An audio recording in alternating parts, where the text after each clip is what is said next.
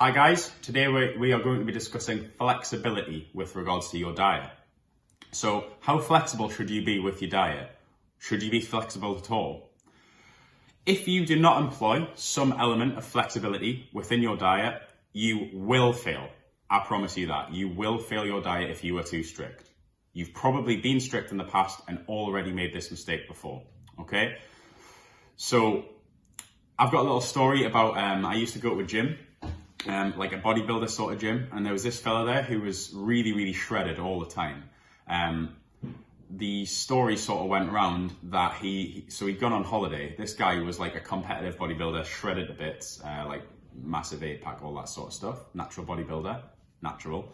Anyway, so he went on holiday to, I think it was Tenerife or somewhere like that, and he ate a Solero. And apparently that Solero was the first sort of bad thing that he'd eaten in the last 3 years, if you can believe it. Like, a Solero is 90 calories, and yeah, 3 years time, one Solero. So that's just a stupid story that I heard about someone who has zero flexibility in their diet. This guy was like gutted that he'd eaten a Solero, even though it's like 90 calories. Like, it's mental to me. At the minute, you might think, oh, a Solero is really bad for you, all that sort of stuff. This is the sort of thing that we really need to get across to you.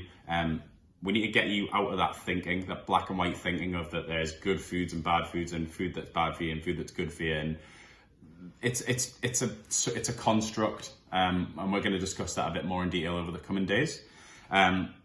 So the solution to this is that we are going to look at the 80-20 principle. So what that means is you are going to eat well 80% of the time, and then allow yourself 20% of the time to eat foods that you're craving or that you really love, or junk foods or whatever. So this might mean each day that you allow yourself 20% of your daily calories as junk. So this might be like chocolate, crisps, pizza, even things like cereal bars, just stuff that isn't sort of really good, wholesome food. Or you might want to save up the 20% from each day, and have a splurge where you have like a free meal on the weekend, which is like a really flexible meal, which is like some pizza or something, anything you want to eat. You can save those sort of, that 20% up, and then just enjoy a really nice meal that you might want to have with your family or what have you. But I cannot stress enough, no more than 20% junk max, because if you eat more than that, then you're going to be taking healthy stuff away from your caloric intake.